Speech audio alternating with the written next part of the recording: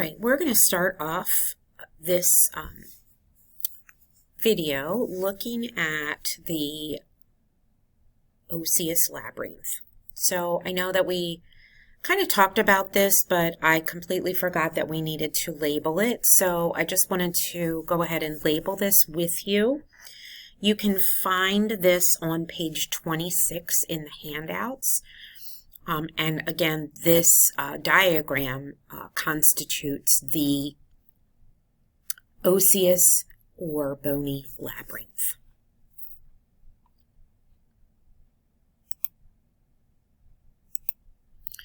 Okay, so the first thing I'm going to do is highlight this area in here, okay, because this area everybody probably knows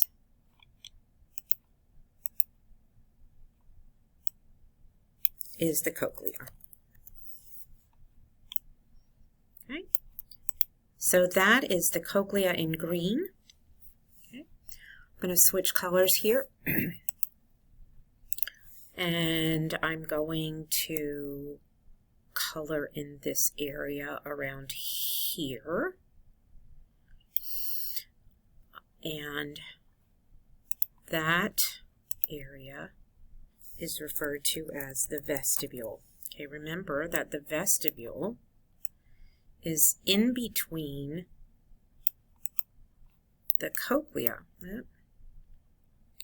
Let's see if I can erase that. Oh, shoot. Sorry, didn't mean to do that. We got the cochlea here.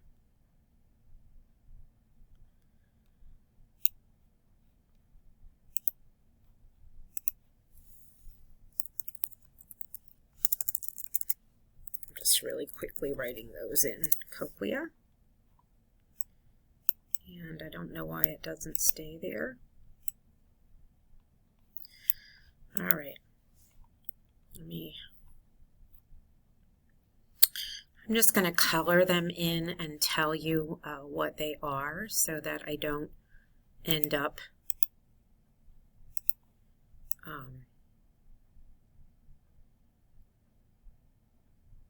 I'm just going to color this whole thing in. All right. So this area in between is the vestibule.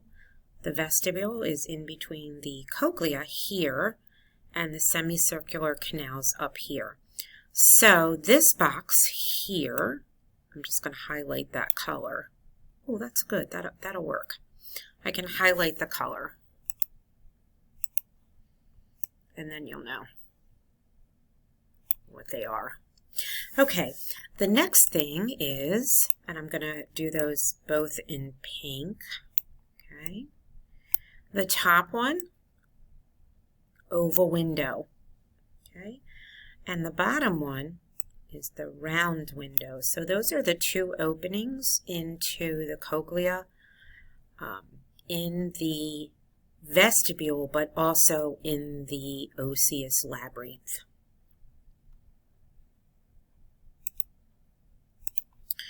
All right, next I'm going to highlight these widening areas. Okay, and I know that we talked about them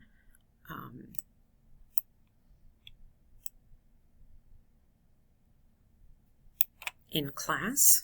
Okay, so they are the ampulla. Okay, so each one of them is an ampulla. Multiple are ampullae.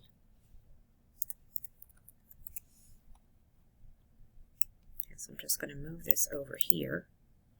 Okay, so one is ampulla, and multiple, if you're referring to more than one, of which there are 5, then it is the ampullae. And then the last one that we're going to color in is the semicircular canals. Okay. So where the semicircular canals fit into the vestibule is the ampulla or ampullae. Okay, so the first semicircular canal is the superior, golly, I can't spell, superior semicircular canal. This one over here is the posterior.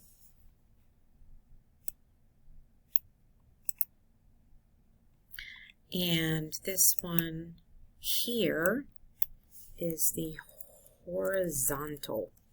Why did that move? Okay, so there are the 3 semicircular canals. They're in yellow. Okay, the vestibule, let me see if I can write in here. Vestibule. Okay, good. There we go. Something was happening there.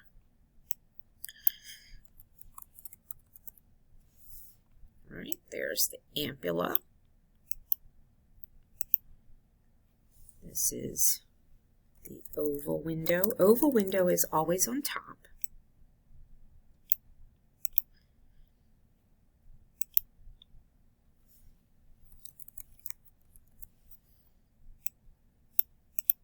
Well, there I messed up the cochlea again. And then the round window is always on the bottom. Okay, so that is the this is the osseous labyrinth.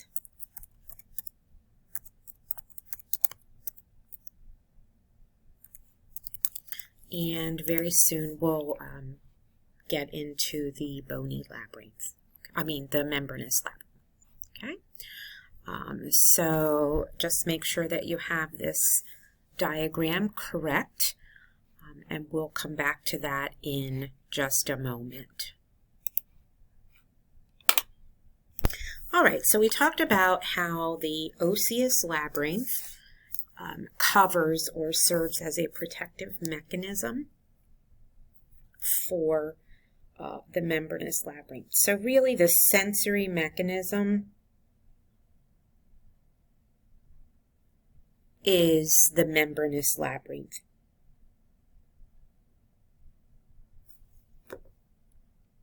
Whoops. So we won't have an opportunity to do this because we're not in person, but typically I ask students what they think the primary function of the inner ear is. And almost all students decide that the primary function of the inner ear is to hear or to send information from the ear to the brain for interpretation. Okay, but that's not really, that is one function of the inner ear. But if you don't have that function, so if you aren't able to hear, it doesn't affect your life. Other than learning a new language and not being able to hear. It doesn't affect your ability to get up every day and go to work. Contrast that with the vestibular system, which we'll talk about in just a moment. The vestibular system provides us with the ability to fight gravity, so that we may be able to have upright posture. So I'll get to that in just a minute, but I did want to let you know that the ear, and specifically both the cochlea and the vestibular system, both are the first sensory system to begin development during the fetal stage.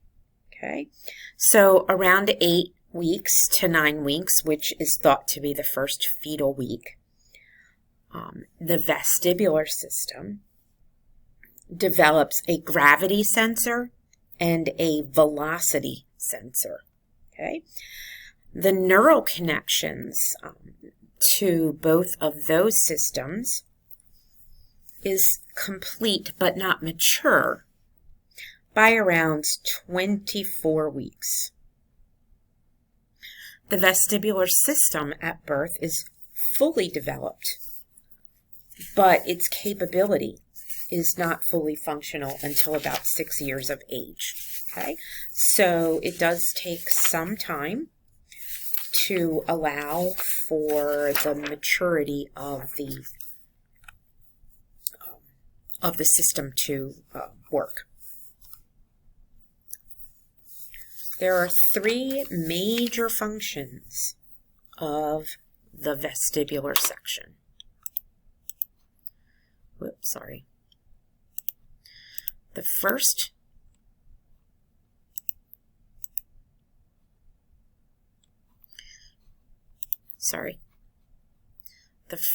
function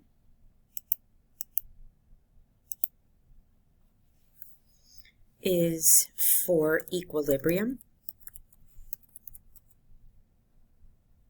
and the sense of motion or movement.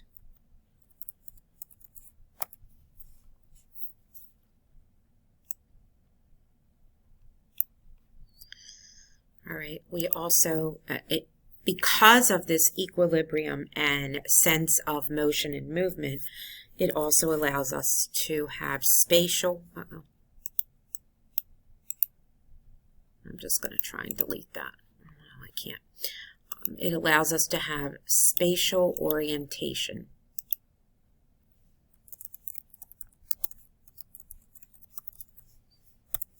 Okay, so this equilibrium and the sense of movement or motion allows us to have spatial orientation. Okay. We have vestibular input. I don't know why that always defaults there.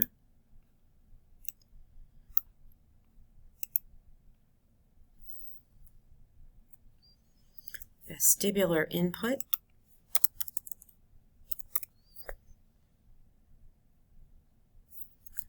to muscle groups and body position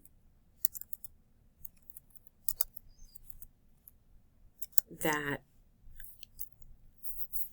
fights the effects of gravity on the body, okay, which then gives us upright posture.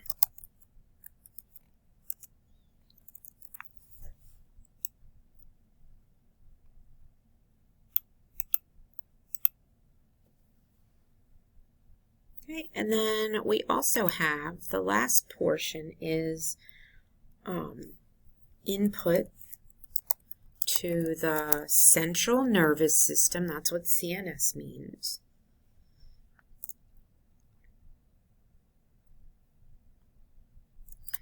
Of the ocular system. Okay, the CNS, the central nervous system, particularly the ocular system, to help stabilize our eyes when we move our heads. Okay.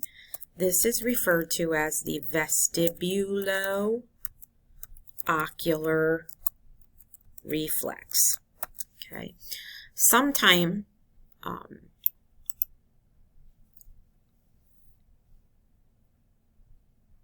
I want you to try your vestibulo-ocular reflex. So basically what the VOR, we call it the VOR, and I realize I spelled reflex wrong. The VOR means that because we have this reflex, when you move your eyes, or when you turn your head, your eyes usually follow with that. And so you can test your vestibulo-ocular reflex by staring at some fixed point about 6 to 10 feet away from you. Okay, so you're going to stare at that and you're going to turn your head as far as you can without losing sight of that point that you decided to stare at. Okay, you can do this to the right and to the left. Some people have strong vestibulo-ocular reflex, meaning they can turn their head very far and still not lose sight of that point that they're looking at. And other people cannot look very far before they lose their point. So what this vestibulo-ocular reflex does is it makes sure that eventually our eyes go the same way that our head goes. Because if we're turning our head right, we don't want our eyes to the left. And if we're turning our head to the left, we don't want our eyes to the right. This is important when we're walking. It's important when we're driving. And so this just prevents us from keeping our head turned and our eyes staying in the same position. Okay, so basically the VOR ensures that our eyes follow our head movement. Okay, the vestibular portion, just like, excuse me, just like the bony portion of the bony labyrinth, has 3 semicircular canals. Okay, their names are the same. We have the superior, the posterior, and the lateral. This time, though, within the vestibule, there are 2 organs called the utricle and the saccule. In the utricle and the saccule, the organs are filled with a special fluid called endolymph. Okay, this is different. Endolymph is different.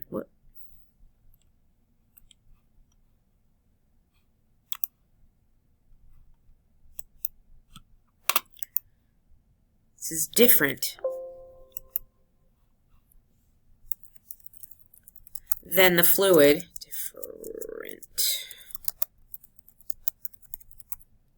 In the osseous labyrinth.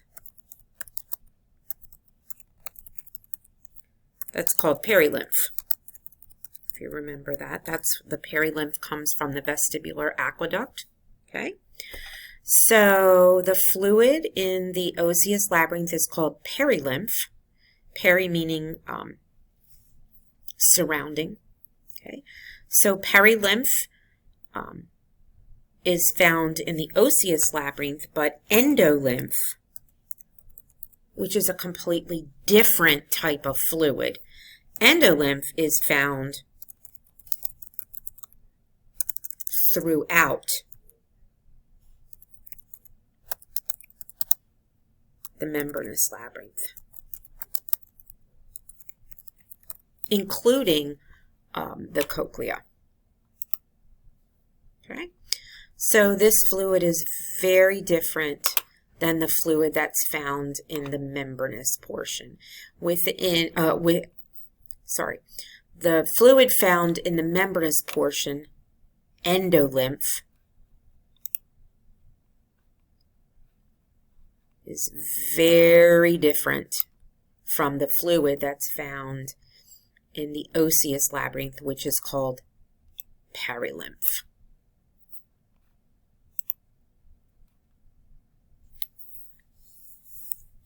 This is another drawing that shows the semicircular canals.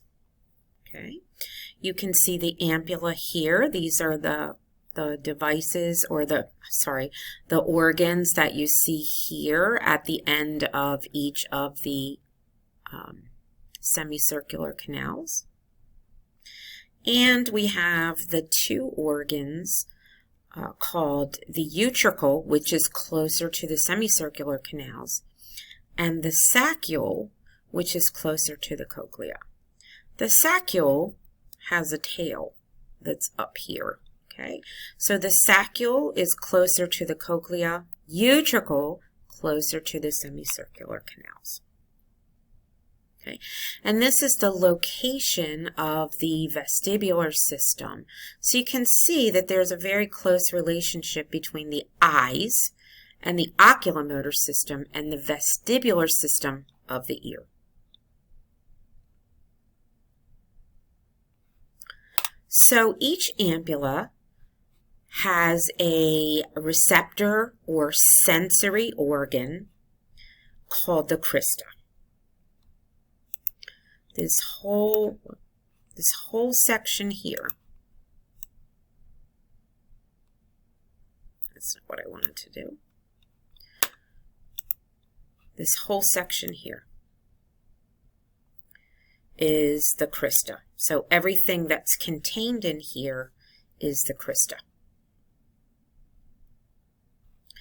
Remember that since there are 5 areas, the semicircular canals open into the ampulla, there are 5 crista.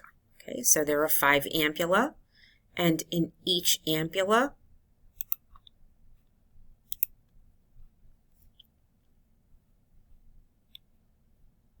we have this entire thing called the crista.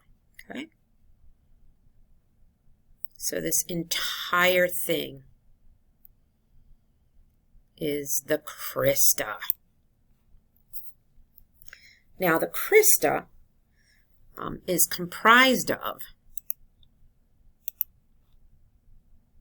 I don't know if you'll be able to see that. So the crista is comprised of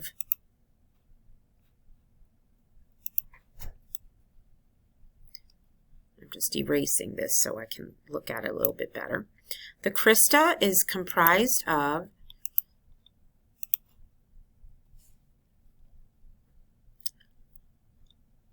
a gelatinous mass, and that's this green thing here. This gelatinous mass is called the cupula. Okay, so this gelatinous mass called the cupula has some hair cells that are built into it. So these are the hair cells. And these hair cells are very tiny. They're called stereocilia. Okay, so it's kind of like a bundle of hair. Okay, but they're very fine and you can't see them with the naked eye. Okay, so you'll notice that each of the stereocilia have nerve fibers that are attached to them or innervate them. Okay, so these hair cells are innervated by nerve fibers from the 8th cranial nerve. Okay, so these nerve fibers to the 8th cranial nerve of the vestibular portion. So remember, we're talking about vestibular function here. Okay, so the nerve fibers are of the portion of the 8th cranial nerve that goes to the vestibular section. Okay, so each ampulla contains a receptor organ. This entire organ is called the crista. The cupula is the gelatinous mass, this green thing that sits here in the middle. Okay, embedded into this cupula are the hair cells or the stereocilia. And you can see that the stereocilia are these bundles of fibers that kind of look like hair if you can look at them up close. Okay, and then at the base of those hair fibers are nerve fibers that send messages to and from the vestibular system.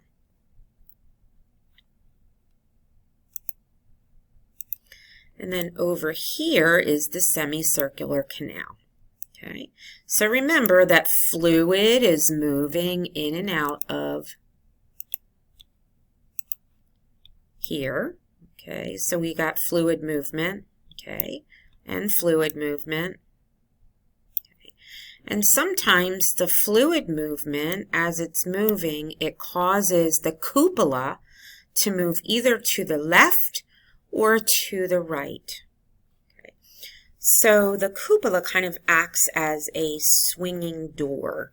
If you worked in a restaurant ever, or if you do work in a restaurant, going in and out of the kitchen, there's a doorway in and there's a doorway out. And there's a reason why, and that's so that people don't run into each other with plates of food.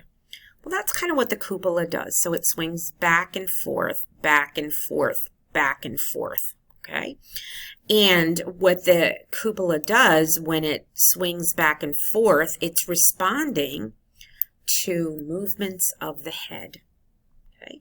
So when the cupola moves back and forth, more fluid either goes this way or more fluid goes this way. Okay.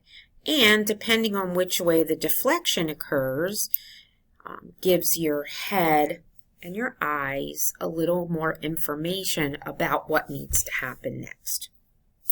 Now, these events are passive, meaning that we have no control over them. They happen automatically. Okay, so here is just another picture of the cupola. I like this one better because it's a better representation, but this one is a little bit easier to see.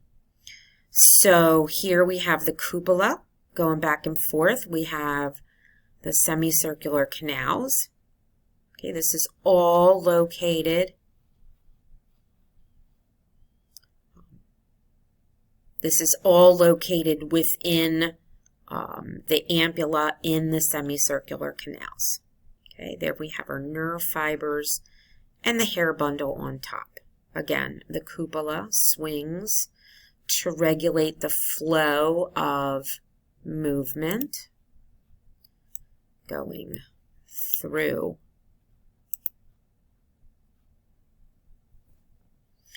All right, so one part of your homework is to try and label everything in this diagram. We'll go over this first thing when I come back on Monday. Okay?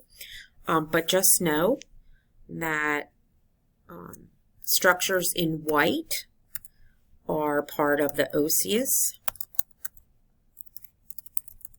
labyrinth, and anything in blue is the membranous labyrinth.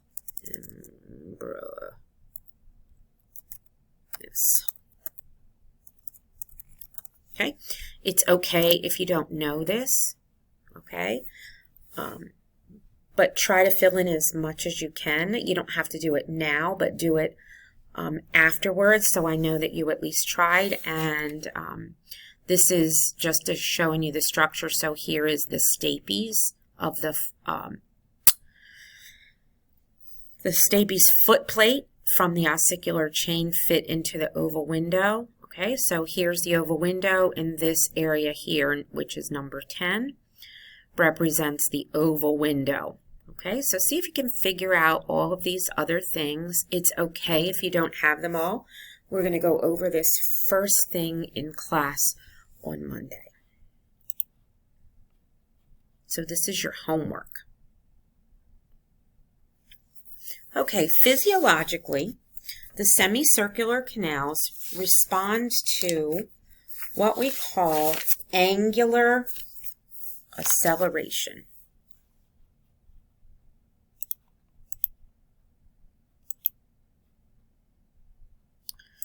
I don't know if I like. Okay, let's move this over here. Okay, so it's called angular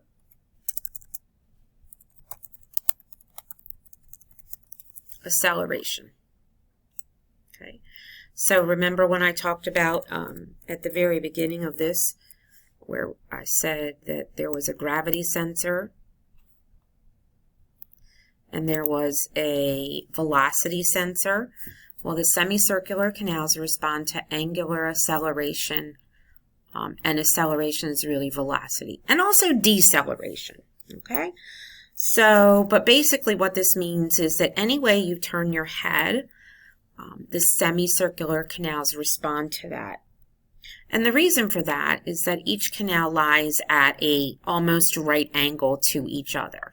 So no matter which way you move your head, the semicircular canals are going to respond to that movement.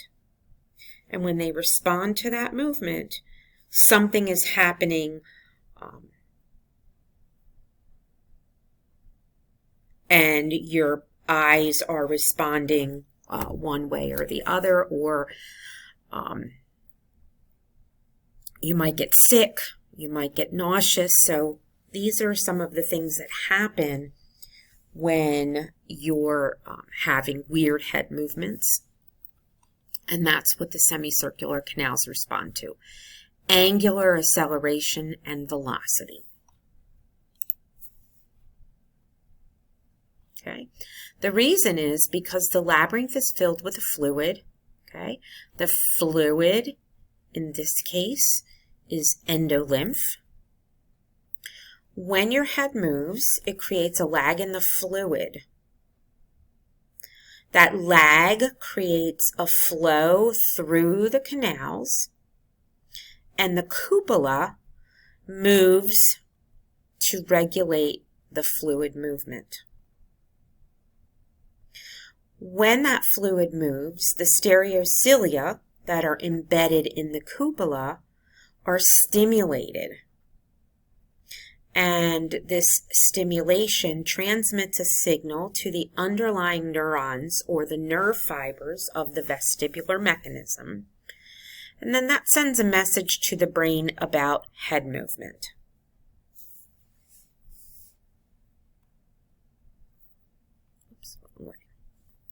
Okay. So here is just another scheme or indication of how this works. Okay. So when you're at rest, maybe while you're sleeping and you're not turning your head, no angular acceleration is detected. Okay. So there's no movement of the cupola because no fluid is moving through here. And so there's no perception of angular movement. This could be also happening when you're driving and you're driving straight. But the minute you turn your head, we have angular acceleration. Okay? And then we have that movement that sends a signal to the brain. We can also have constant angular motion, like walking forward, where the endolymph is moving at the same speed as the canal, and there's also no perceived angular movement. And deceleration, when the movement goes the other way. So angular acceleration moves in a clockwise fashion, with the endolymph going in a counterclockwise. And deceleration is the opposite, where endolymph is moving clockwise and the cupola is moving counterclockwise. So each time you move your head, signals are sent to your brain about where your head is in relation to your eyes. And that's what causes this vestibulo-ocular reflex.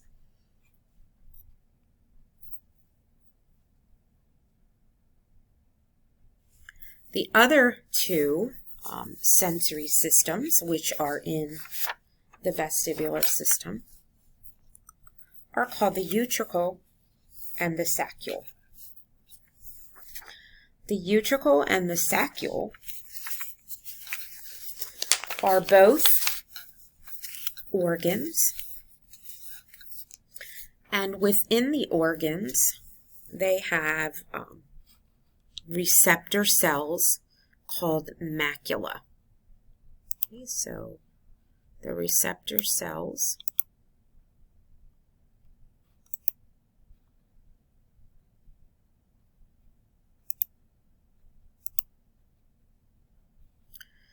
are called macula. Okay. In the utricle and the saccule, in the semicircular canal, within the ampulla, the sensory organ is called the crista. Okay. And just like the other cells, at the base are vestibular nerve fibers, and here they are. Here are the nerve fibers.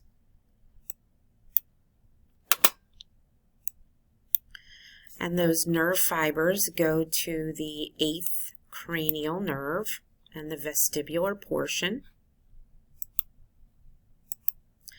Just like in the crista, there are stereocilia on top, or hair bundles. I'm just going to highlight them. These are all the hair bundles.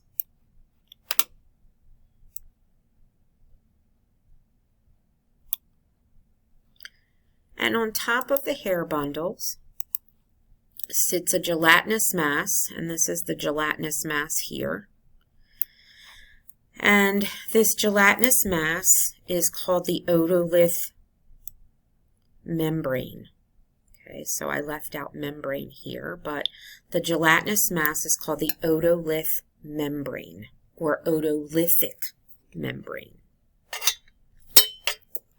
And this in pink here is the otolith membrane.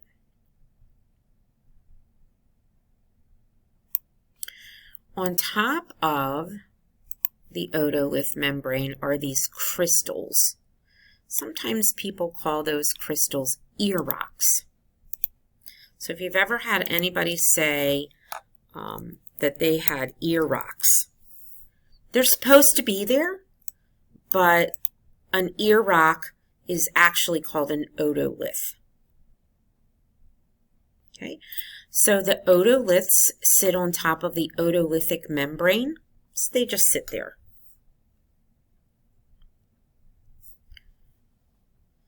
They're made up of calcium carbonate crystals, so it kind of looks like rocks, but they're very fine particles of calcium carbonate. And they just sit on top of the otolith membrane. Okay. Here is a better view. So here is the otolithic membrane.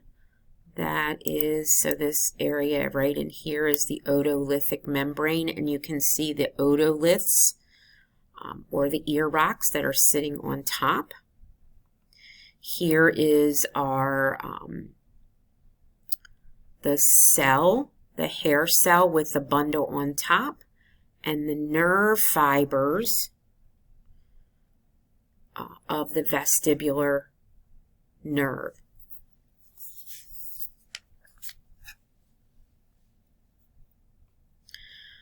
The utricle and the saccule respond to, and I'll get to this in just a minute, these respond to gravity. So the utricle and saccule, the sensory organs in the vestibule, are our gravity sensor, and the semicircular canals and their associated sensory organ, the crista, are responsible for velocity. Okay, so we have gravity and velocity.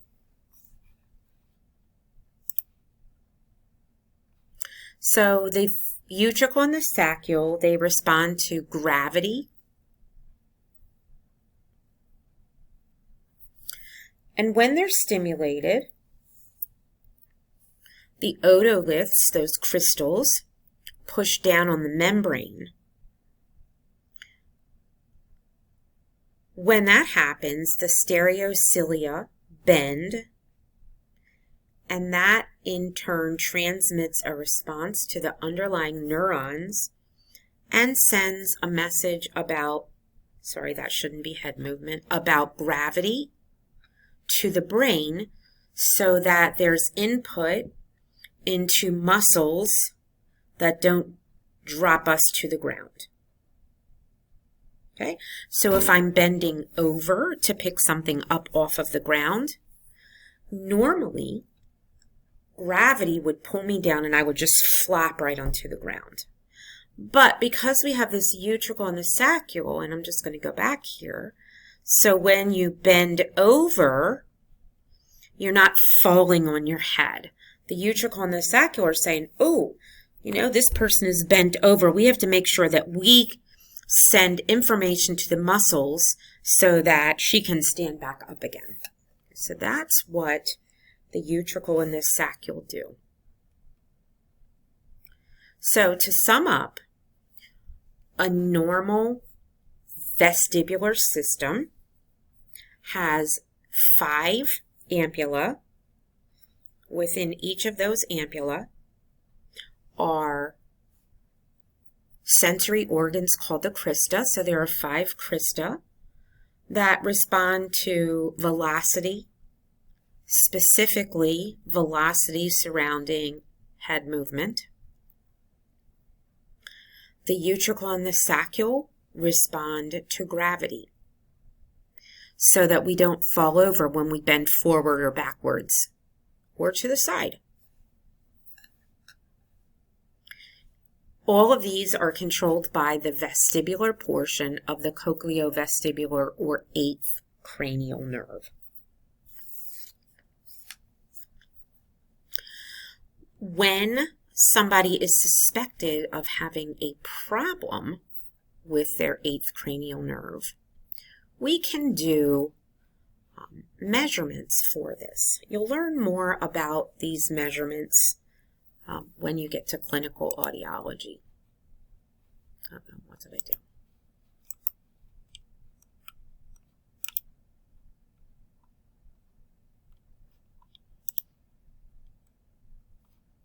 All right, so when we suspect someone of having a vestibular problem, we typically will see something called nystagmus. Okay. Nystagmus is a rapid back and forth beating of the eyes.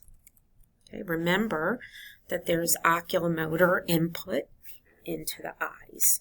So if there's this rapid back and forth beating of the eyes, that could indicate a problem that someone is having with their vestibular system. Okay. It doesn't necessarily mean that they're dizzy, but typically nystagmus is a result of something called vertigo. Okay. Vertigo is a spinning sensation, and it can happen 2 ways. Okay. You are spinning, and everything else is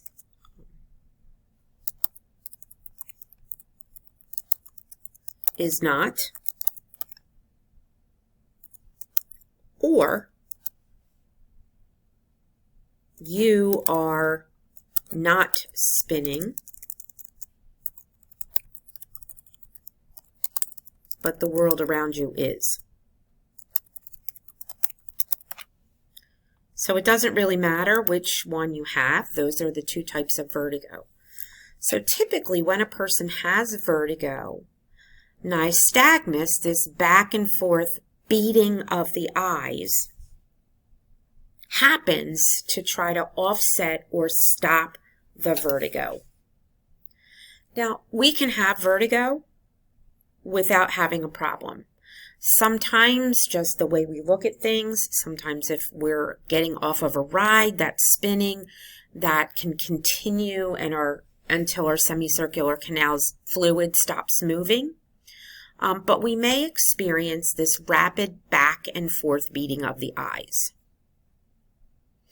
However, in physiologically impaired systems, people will experience vertigo and nystagmus without anything, without any movement. So this test, called electronystagmography, is a measurement of that nystagmus. And that helps us evaluate any disorders that present with vertigo. It's basically measured, so we have electro. So it's measured by electrodes that you'll see over here. Okay, there's a bunch of electrodes, a lot around the eyes. So we can sense the nystagmus. So nystagmography. So we're measuring the nystagmus on a graph. Okay, so electronystagmography is a measure of vertigo and nystagmus caused by physiologic problems that a person may be experiencing.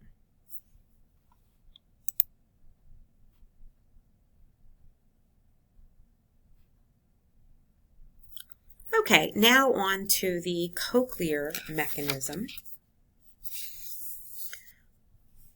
in the membranous labyrinth. Okay, prenatally, we know that fetuses can respond to sound around 26 weeks. So with about another 10 weeks to go, 10 to 14 weeks to go, we know that they can respond to sound. We know that just before birth, they can discriminate between maybe 2 or 3 different voices.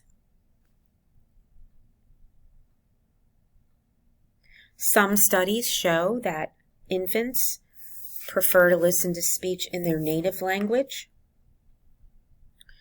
And there have been studies, my children both were in studies when they were babies, when they were young infants, where they listened to somebody speaking in English, and then they listened to somebody speaking in Swedish, and then Arabic, and then English, and it was definitely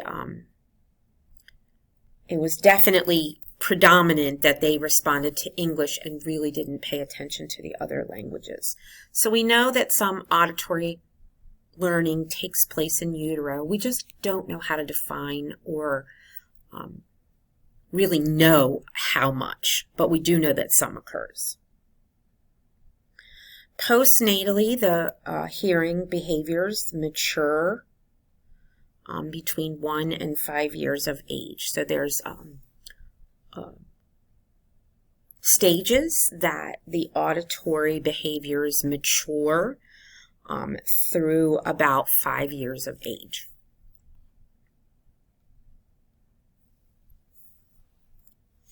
All right, so we know that the cochlear duct is also the name of the membranous labyrinth in the cochlea. It's also referred to as the scala media. I think the other day,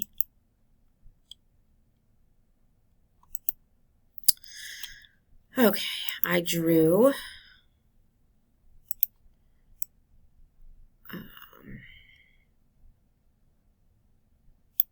this Pac-Man looking thing, and we have the scala vestibuli up here, and we have the scala tympani down here.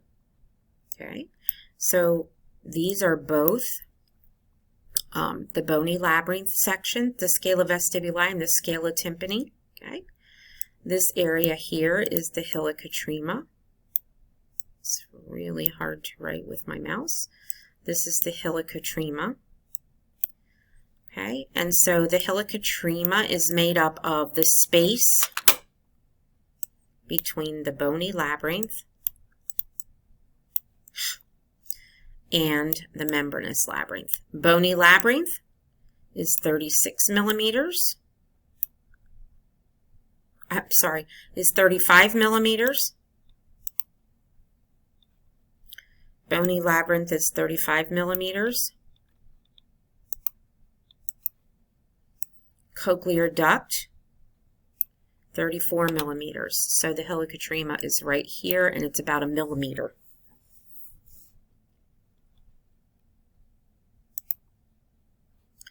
And then this, we're going to close that in, and this is the scala media. I'm just using an SM to show scala media.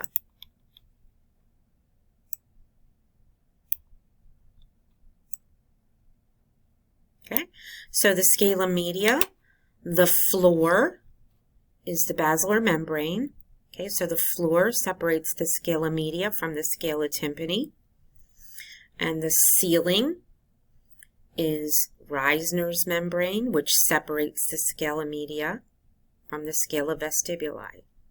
So we can say that the scala media is housed between Reisner's membrane and the basilar membrane. The scala media, just like any other portion of the membranous labyrinth, is filled with that fluid called endolymph.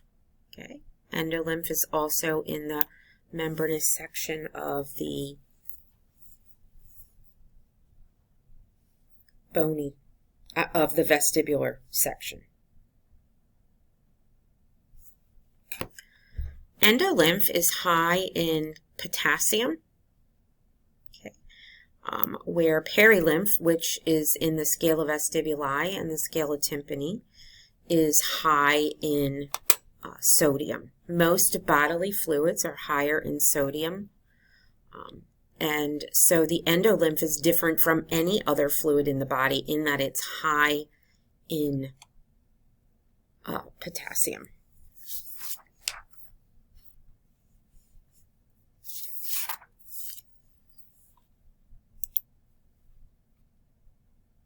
Now, this is a very detailed drawing of a cross-section of the cochlea. And so we have here, we have the scala vestibuli filled with perilymph, okay, and throughout here,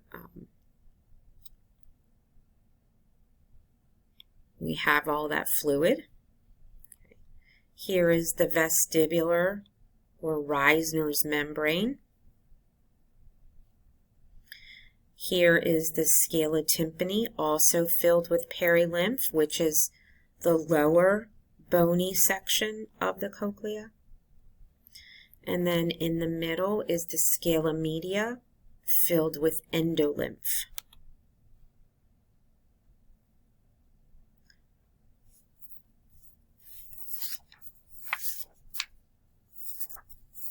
Out here, you'll see is the cochlear nerve. Okay, it's referred to as spiral ganglion because everything spirals.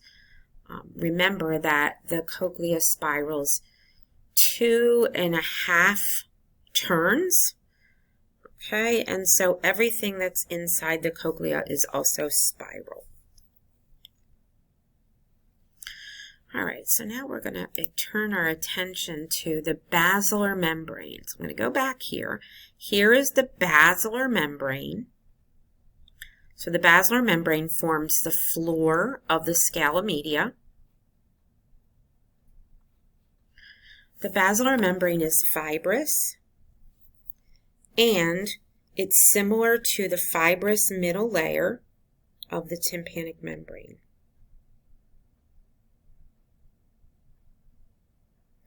The basilar membrane is thin at the very base where it's connected, and it's wide at the apex near the helicotrema. So thin, so it starts out thin and then gets wider at the end.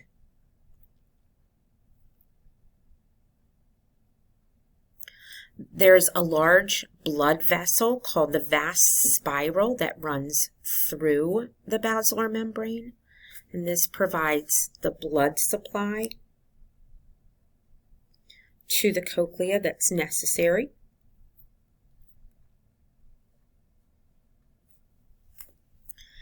Then the sensory organ, also known as the end organ of hearing,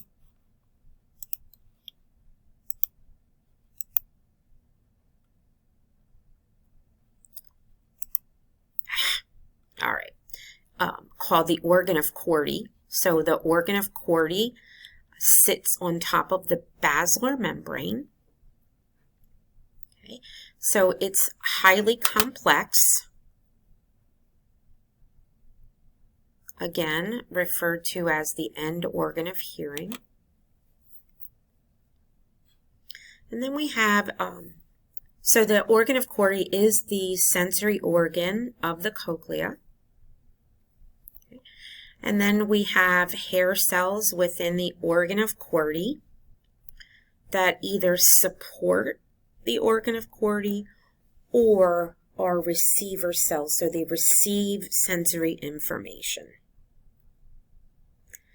There are two types of receiving cells or receptor cells within the organ of Corti.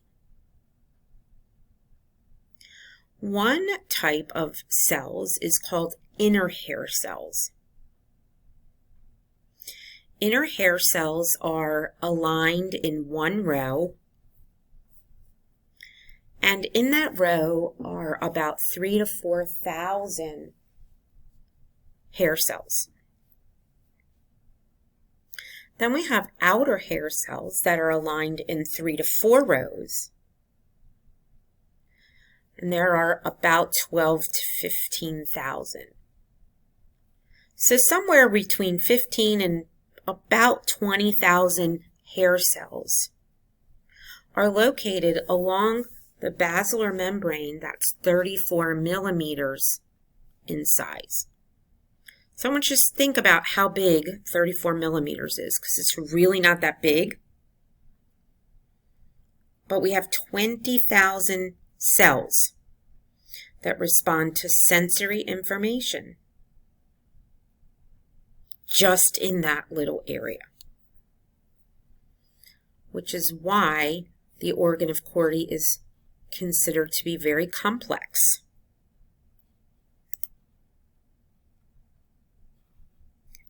Other features, and so this is the organ of Corti, right? Just to give you an idea, this is the basilar membrane. This gray area here is the basilar membrane.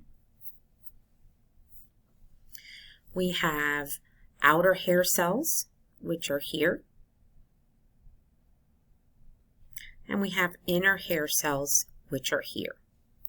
The outer and inner hair cells are separated by a tunnel, which is called the tunnel of Corti.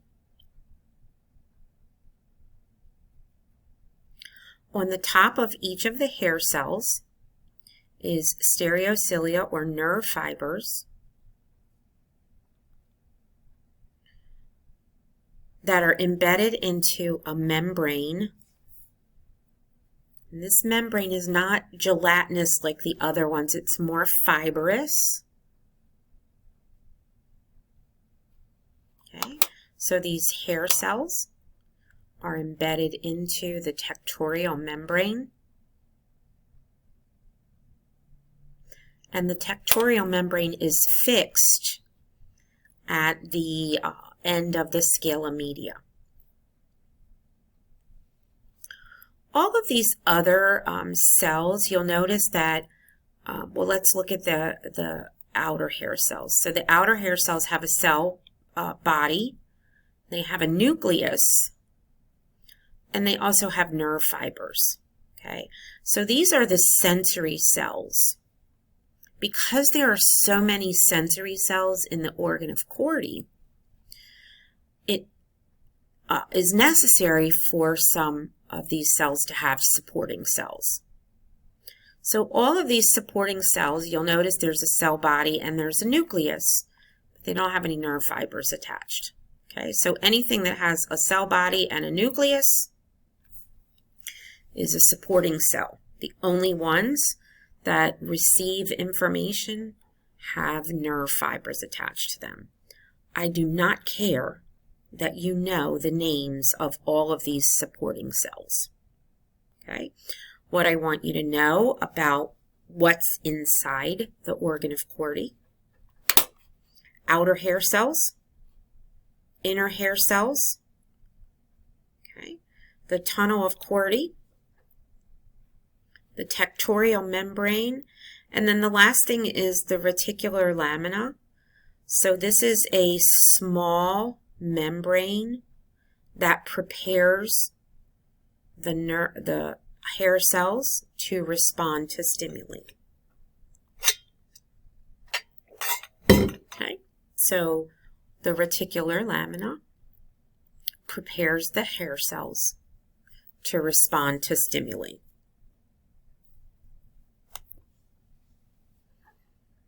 And that is the organ of Corti.